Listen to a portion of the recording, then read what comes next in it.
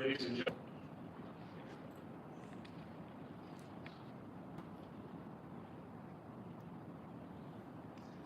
in just a moment the family will come in and I will ask everyone to please rise, but not yet. Just a moment, please.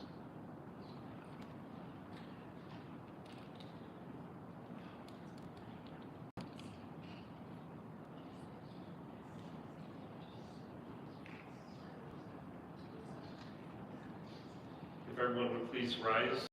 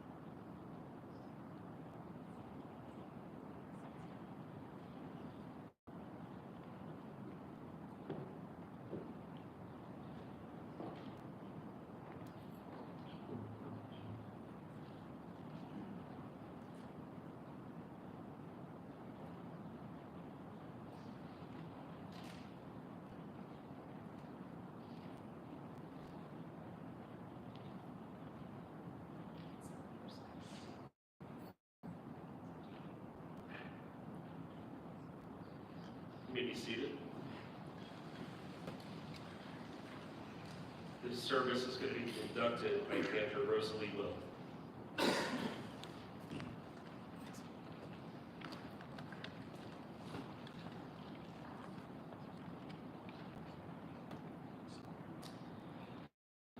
We are here together to say our final shalom, our final goodbye to Alan Rogin. Brother, friend, partner, grandfather, friend to so many. Pirkei Avot, chapter 4 states, Rabbi Shimon said that there are 3 crowns, the crowns of Torah, the crown of priesthood, and the crown of royalty. But the crown of a good name supersedes them all. Alan indeed was a man with a good name.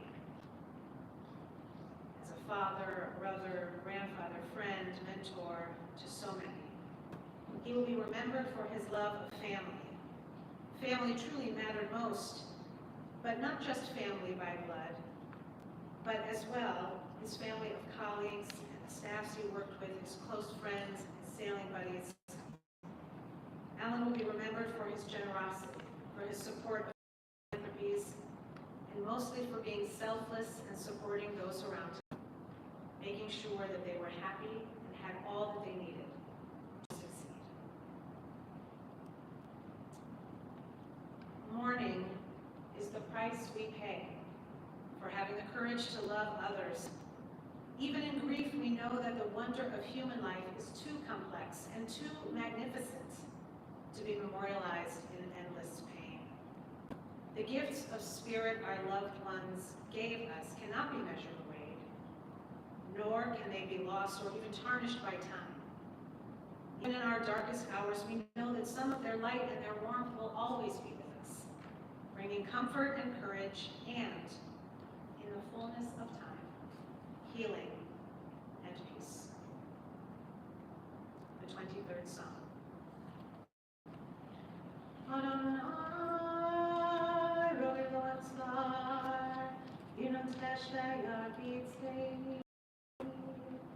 Adonai is my shepherd, I shall not want. God maketh me to lie down in green pastures. God leads me beside still waters. God restores my soul. God guides me in paths of righteousness for God's name's sake. Yea, though I walk through death's valley, I have no fear, for you are with me. Your rod and staff, they comfort me. You prepare a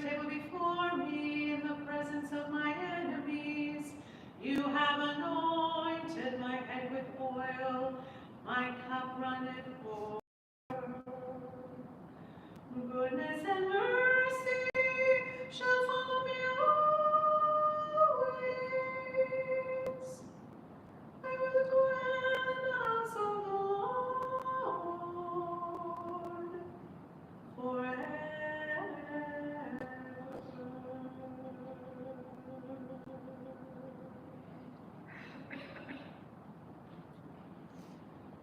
Not everyone knows what he shall sing at the end. Watching the pier as the ship sails away, or what it will seem like when he's held by the sea's roar, motionless, there at the end, or what he shall hope for once, or what he shall hope for once it is clear that he'll never go back. When the time has passed to prune the roses or caress the cat, when the sunset torching the lawn and the moon icing it down no longer appear, not everyone knows that he will discover against nothing. And the sky is no more than remembered light, and the stories of Cirrus and Cumulus come to a close, and all the birds are suspended in flight. Not everyone knows what is waiting for him or what he shall sing. When the ship he is on slips into darkness, there at the end.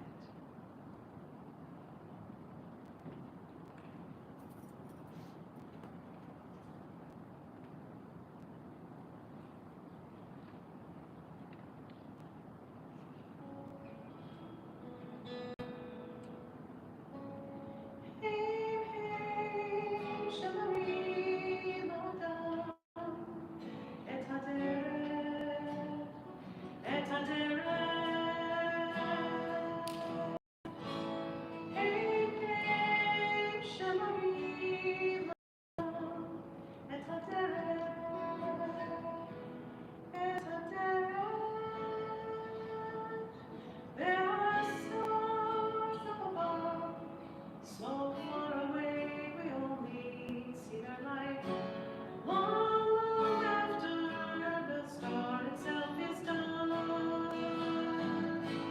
And so it is with people that we've loved. Their memories keep shining ever brightly, though their task is done.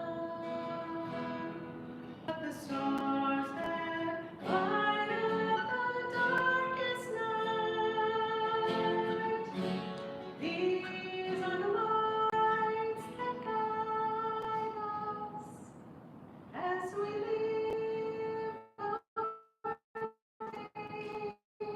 These are the ways we remember. We remember as we live our days. These are the ways we remember. We remember.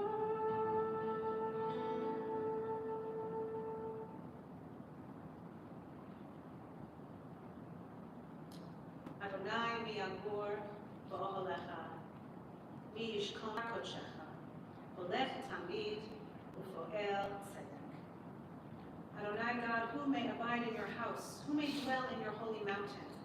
Those who are upright, who do justly, who speak the truth within their hearts, who do not slander others or wrong them or bring shame upon them, who scorn the lawless, but honor those who revere God, who give their word and come what may, do not retract, who do not exploit others, who do not take bribes. Those who live in this way shall never be shaken.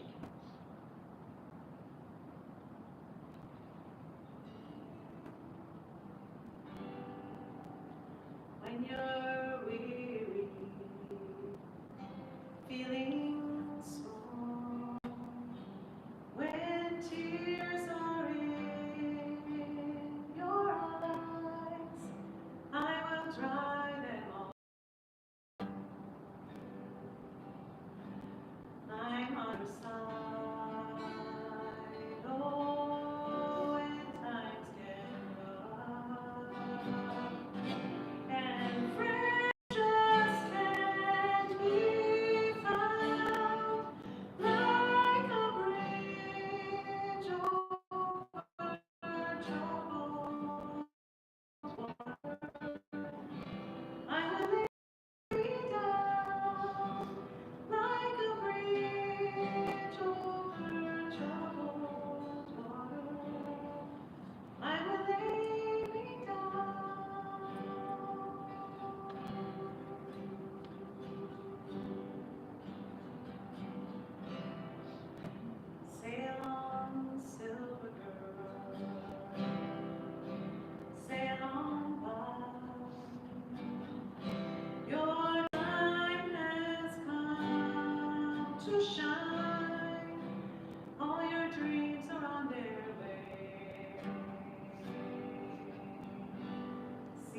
how they shine. Oh, if you need a friend, like sailing right behind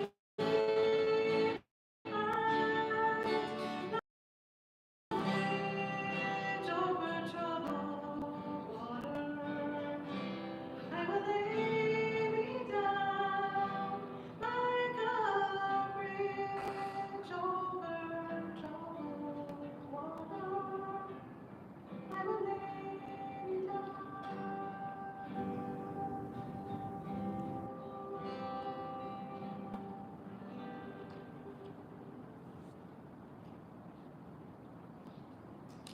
I'd like to invite Alan's friend George to come forward to offer some words.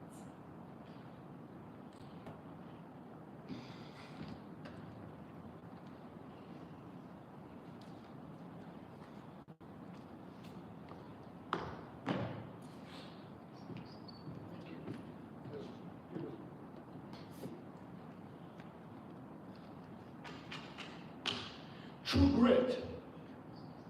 True grit, that's what Al had. We could say John Wayne had true grit. He didn't have true grit. Al had true grit.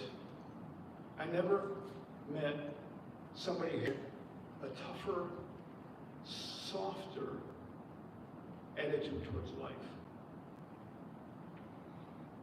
He was a strapping guy. But he had a huge heart. He had a huge, sensitive nature.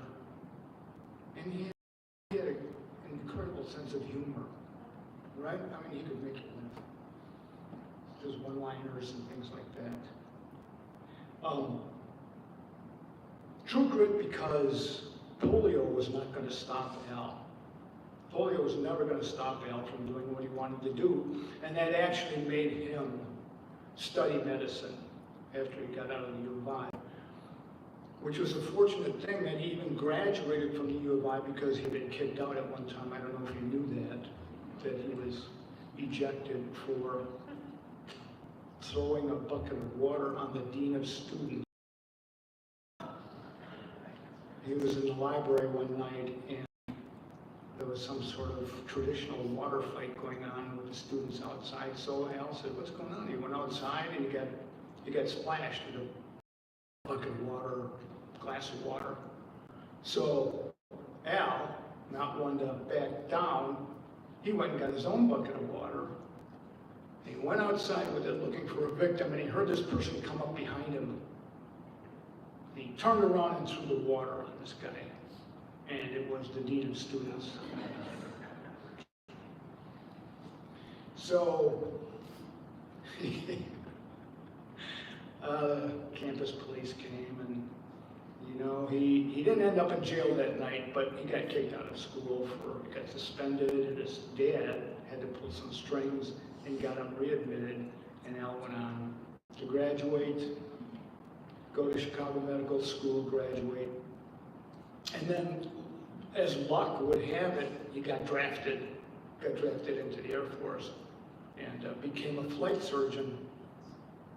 Ended up in Arizona, and I remember him talking about that.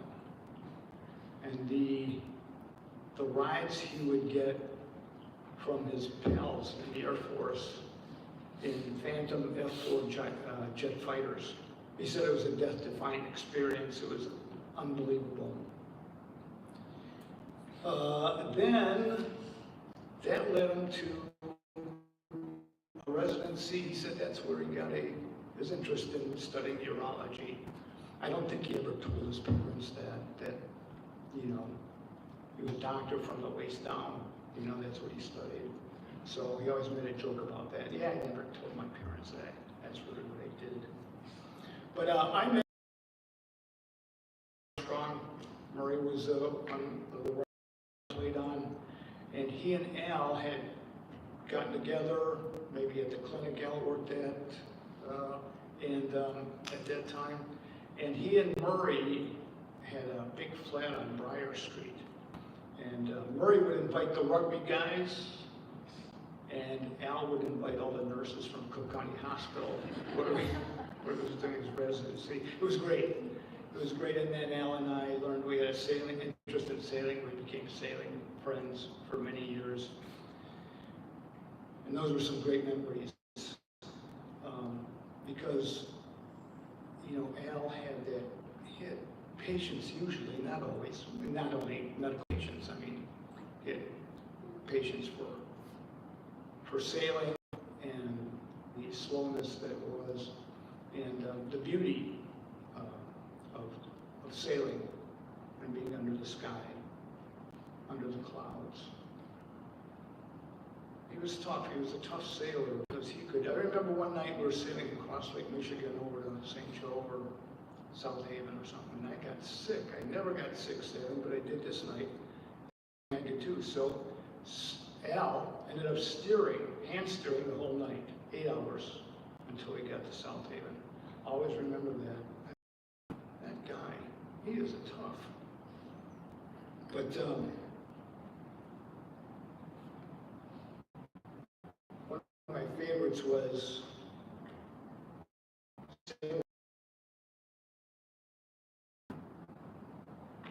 Mark.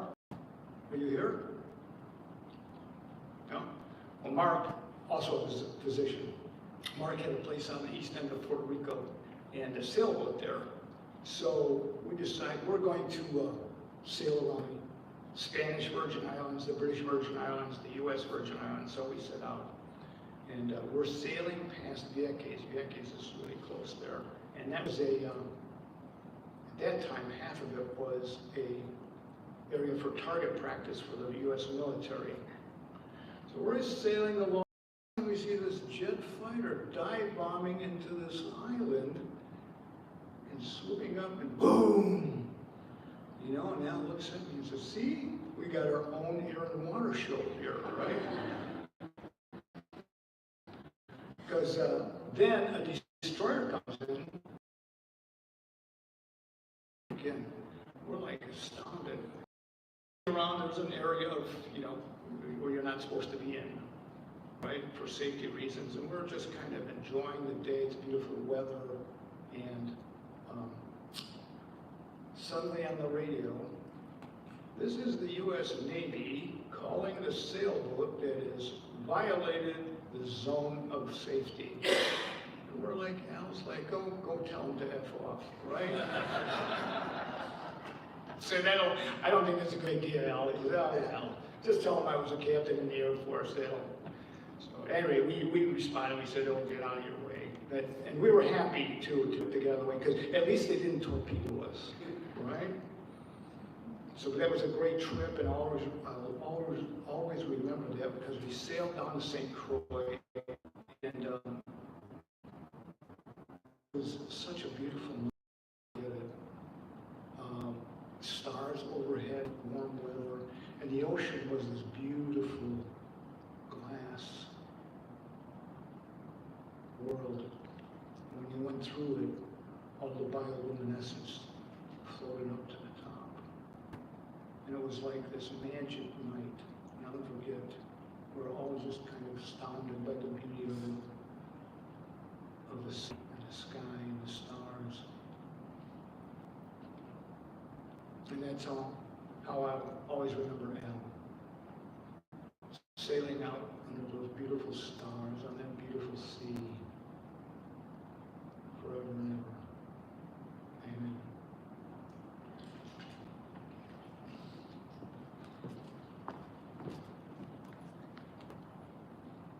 Thank you, George. I'd like to invite Alan's children, Holly and Marty, to come forward, and when they finish, the grandchildren.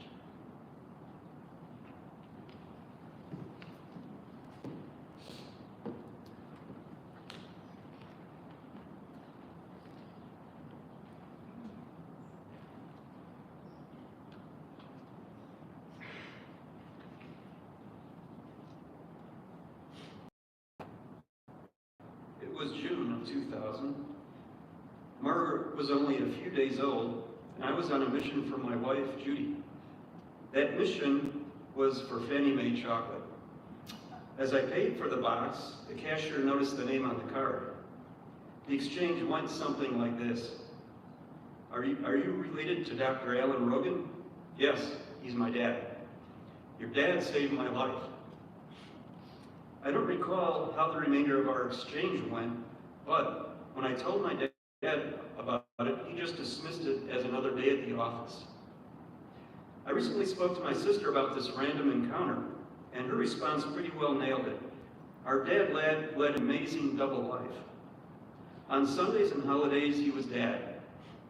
But when the pager went off, he found the nearest payphone, checked it, and if it was serious, he would drop us off at home to answer the call. He would run to the hospital, don the scrubs, gown, and mask, and go to work saving lives, one at a time. Superheroes don't wear Kleenex. They found their calling and they answered the call. Our dad was fortunate that he found his calling in medicine, and the world is a better place for that. In meeting many of his friends and colleagues, I can see that he helped many to find their calling in medicine too. If he has helped you find your calling, whether it's in medicine or anything else, the greatest tribute to him would be to pay it forward and help someone find their calling. The world will be better for it.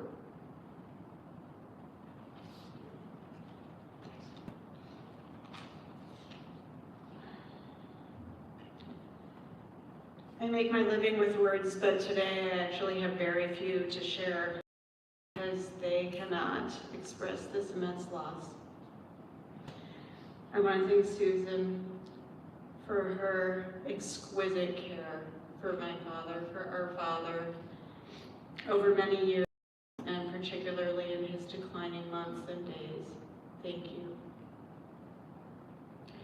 Alan's sister Dana and his brother-in-law Forrest couldn't be here today, so Dana sent along a few words to share. She says, even though we are not physically present, our hearts are. From the moment our dad passed the Rogin family torch to Alan, he took it with all his heart and mind and ran with it, holding it high above all else. He took care of us all as I know our dad knew he would. Through the good times and the tough times, there were no bad times. Alan was always there, strong and supportive no matter what. I'm blessed to have had the best brother any sister could ever want or even dream of having. Forrest and I are forever grateful for all he has done for us over the years, again, always there for us. God bless you, brother. You are forever in our hearts. We will see you again. I'm going to close with a poem from Rabbi Chaim Stern. "'Tis a fearful thing to love what death can touch. A fearful thing to love, to hope, to dream, and oh, to lose. A thing for fools this, and a holy thing. For your life has lived in me. Your laughter lifted me. Your word was gift to me. To remember this brings a painful joy. 'Tis a human thing, love, and a holy thing to love what death can touch.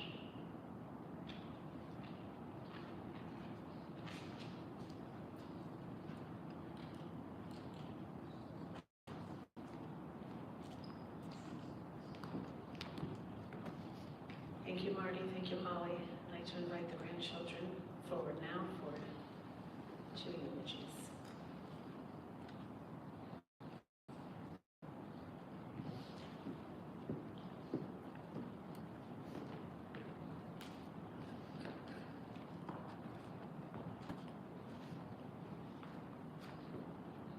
Only four of us here have had the privilege and honor of calling Dr. Alan Rogin Grandpa Alan. Today I want to share what Grandpa Alan was like. He loved each one of his grandkids, and even in his final days when my sister and I were trying to convince him that we were his favorites, He smiled and said that he loved us all equally. I can attest on behalf of my siblings that every time we saw Grandpa was special. Some of my fondest memories are packing up the minivan and driving all the way to the big city, to Beaumont Harbor. When I saw the totem pole, I knew we were about to be greeted soon by Grandpa, with sandwiches, sunscreen, and life jackets waiting for us on his iconic sailboat, the Now or Never. While Gramps took sailing very seriously, he let us take the wheel when it was safe. I think that's very telling of what he wanted for his grandkids. He wanted us to be the captains of our own ships. He was always supportive of whatever we wanted to do, and he was there if we needed him. He was chock full of wisdom and always things to do to encourage greatness. My grandpa framed a card that I made him for Father's Day in 2017. It reads, "Dear Grandpa, thank you for being such a positive influence in my life. You inspire me to do great things. I'm so grateful that you are a part of my life, and I hope you continue to do great things yourself." As you can tell, Grandpa's greatness, generosity, quick wit, sense of humor, and intelligence were inspiring to me and to many others in the room. May he be remembered as the captain of his own ship, just as he encouraged me and my siblings to be. I love you, Grandpa, and your legacy will live on through us.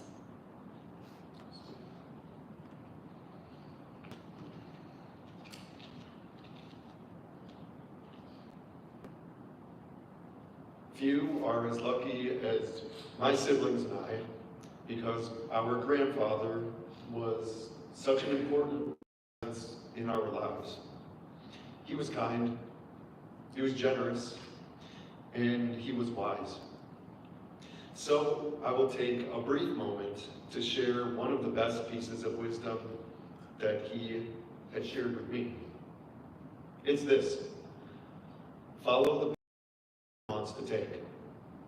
Taking a look back, whether it was his practice, sailing, or his relationships with others, it's clear he lived by these words. He encouraged all of us to do the same.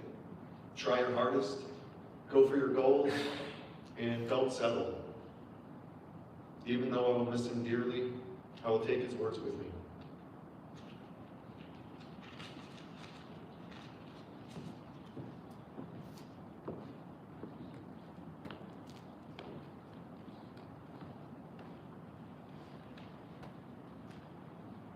Thank you, Madeline, John, and Margaret, and for all of those who are gathered. Each of us have these wonderful memories and ways that we knew and loved Alan, and so many more stories that will come forth in the days and weeks and months to come. A little bit more about Alan's life. You've heard such beautiful stories from those closest to him, but some parts of the story you may not know. Alan was born in 1939, the oldest of 4 children. After Alan, his brother Neil, who is deceased, Dana, who is with us online, and who is also deceased. In the 50s, the families moved from the city to Lincolnwood. They had a typical childhood. Dana remembered the streets being intentionally flooded so that the kids could ice skate, and Alan played hockey on that ice. But being the eldest and a boy, he naturally would play pranks on his sisters. She recalls calling Alan the Grouch because he would unplug the sisters' phone line and hide the phone from them so they couldn't make their calls. That is until Alan became a teenager. He probably had undiagnosed polio, as George mentioned, and at about 12 years old got sick, and at 15 noticed that he had a curvature of the spine. By 16, it had progressed so much that it was going to have severe impact, and he had procedures to stretch the spine when his body became lopsided, but that became untenable. So when Alan was 16 years old, he had back surgery. He was put in a cast from his neck to past his knees. The doctors twisting parts of his spine every day, and then he had back surgery, fusing his spine from mid-chest to lower lumbar, and remained in the cast for 9 months. I don't think any of us could imagine the patience, as well as pain and discomfort, that must have been like for a teen boy. Some of the family did not know, and the remembrances that Alan, when he was in the cast those many months, picked up tooling leather as a hobby. Susan has a small piece from that time.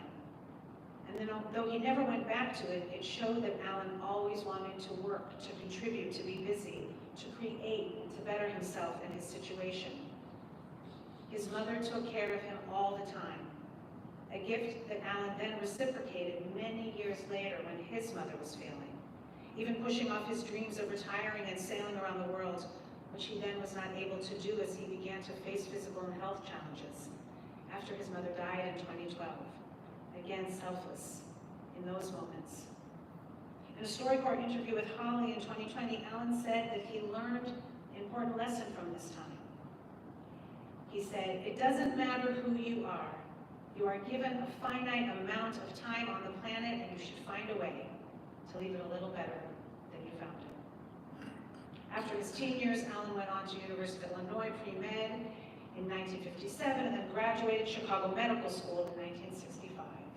As George mentioned, then he was drafted into the Air Force, was based in Arizona where Holly was born.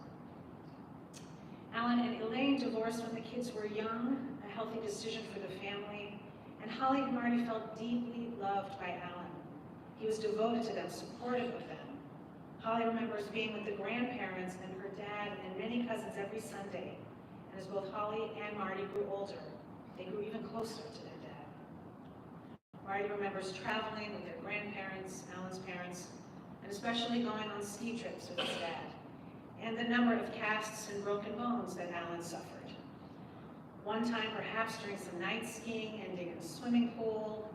Curious to hear the rest of that story for anyone who might have been there. And indeed, while Alan might have been a bit clumsy, he was fearless and taught his kids and then his grandkids to push boundaries. And just like teaching himself tooling leather, he encouraged his kids and grandkids in education, reminding them that no matter what might be taken away from you, remnants of his parents' experiences, they can't take education from you. He pushed them to keep advancing themselves, inspiring Madeline to get a master's, supporting his children and grandchildren in their education financially, and, as Jonathan mentioned, reminding them to follow their hearts, to find something that they're passionate about, to love what they do, and to celebrate it. He was so very proud of you. He told you regularly how proud he was. He loved sharing music with Jonathan, going to Buddy Guy's in the South Loop, supporting you as a musician, making you laugh, playing pranks. Hayden loved, and all of the rest of the grandchildren agreed when Grandpa would say attaboy or attagirl when they share some great success. Margaret's partner Louise called Alan the legend, saying he had great wisdom to share, like when things were challenging, reminding you that this was only temporary. Keep your eyes on the prize. Hayden remembers watching the air show, which is happening just this weekend, from the boat and watching fireworks from the balcony. Margaret has fond memories of being 12 and 13 and going to the Museum of Contemporary Art, inspiring you to live in the city because of the places and the spirit shared by your grandfather. He made each of them feel special and provided so many wonderful experiences, and you four loved to make him proud. Alan loved sailing and being on the water, second only to his family. He would sail to the house the family would rent in South Haven, inviting a few members of the family to keep him company on the boat, while the rest piled into the vans and headed to the house. He would sleep on the boat when the chaos of the house became too much. Even though Susie knew nothing about sailing when she met Alan, she loved the water, especially when there was no wind, and Alan made a special point to take her out when he knew she'd feel safe and calm. Susan, who has been so devoted to Alan during these hard final weeks with such love and admiration, pride, and a deep sadness at the time you won't have together. They met in 1994 through friends at a health club dance, Alan looking handsome in a suit and tie while others were casually dressed because he came from work. They talked. Susie asked Alan if he danced. Of course, he said. They danced and talked. He was a real gentleman. Alan had to go to Europe soon after for a trip, but called Susie when he got back so they could go out, and he gifted her with a lovely scarf. Of course, when she asked him about it, he said he brought one home for everyone. But Holly told Susie when we spoke, just the other night, since she had been the one on that trip with her dad, no, He only bought two, one for his mother and one for Susie. Though they were on again, off again throughout the years, the two of you shared a deep love.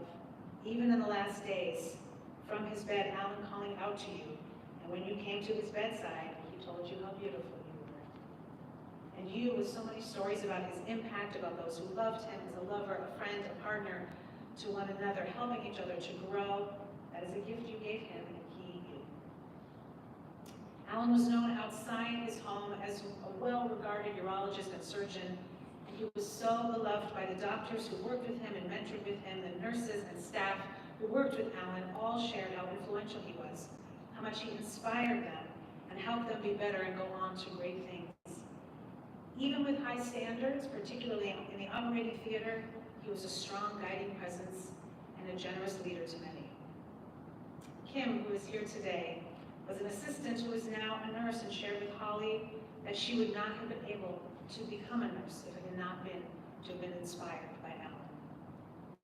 If people couldn't pay for treatments, he would take payment in vegetables or tequila. Even with I'll take that as well.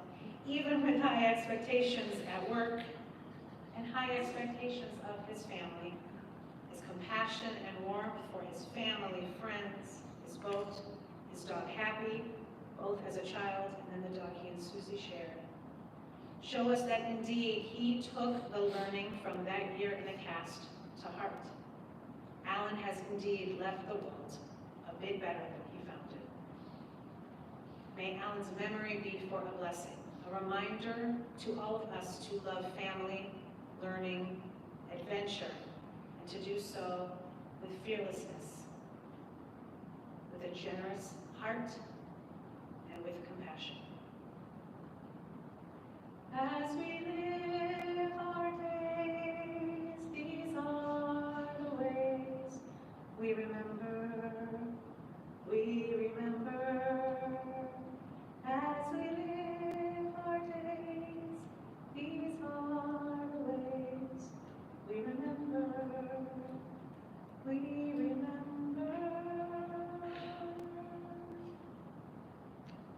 I'd like to invite you now to rise for Mourner's Kaddish, which you can find in the back of the packet that was handed out to you. May the love and eternal connection of our souls give us strength as we turn to recite the words hallowed by time, sanctifying the name of God. We honor the memory of Avraham ben Yaakov Vavela, Alan Rogin, with the words of Kaddish Yatom, the Mourner's Kaddish. Yit Gadal v'yit Kadash Shemei Rabbah, v'alma divrach kirutei v'yamlich malchutei, v'chayechon uvyomechon uv'chayei dechol beit Yisrael, v'agala uvizman kari v'imru amen. Yehei Shmei Rabbah v'varach le'olam u'lalmei almaya. Yit barach v'yishtabach v'yit ha'ar v'yit romam v'yit naseh v'yit hadar v'yit aleh v'yit halal Shmei dekudsha barichu le'elam min kol birchata v'shirata tushbachata v'nechamata damiran ve'alma v'yimru amen. Yehei Shalom Rabbah min Shemaya v'chayim aleinu v'al kol Yisrael v'yimru amen. Oseh shalom b'mromav, hu ya'aseh shalom aleinu ve'al kol Yisrael v'yimru amen. May the source of peace bring peace to all of us who mourn the loss of our beloved Alan, and we say together, amen. I am standing upon the seashore. A ship at my side spreads her white sails to the morning breeze and starts for the blue ocean. She is an object of beauty and strength, and I stand and watch her until at length she is only a ribbon of a white cloud just where the sea and sky come to mingle with each other. Then someone at my side says, "There, she is gone." Gone where? Gone from my sight. That is all.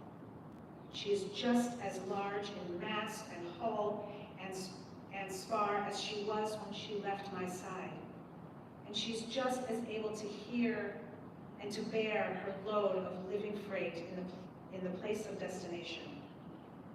Her diminished size is in me, not in her. And just at that moment when someone at my side said, "There, she is gone," there are other voices at her destination, ready to take up that glad shout. "Look, here she comes."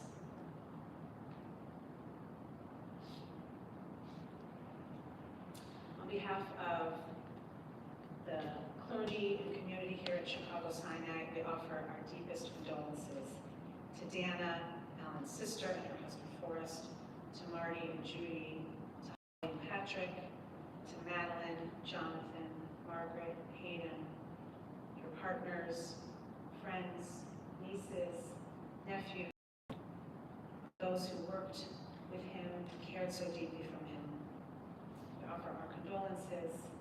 May Alan rest in peace. Amen. This concludes the services here at the sanctuary. The Shiva information is in the pamphlets that we handed out. If you haven't signed the register book yet, they're still out. On behalf of the family, thank you very much for your attendance. Actually, if everyone would please rise on, the family will step out. I'm sorry.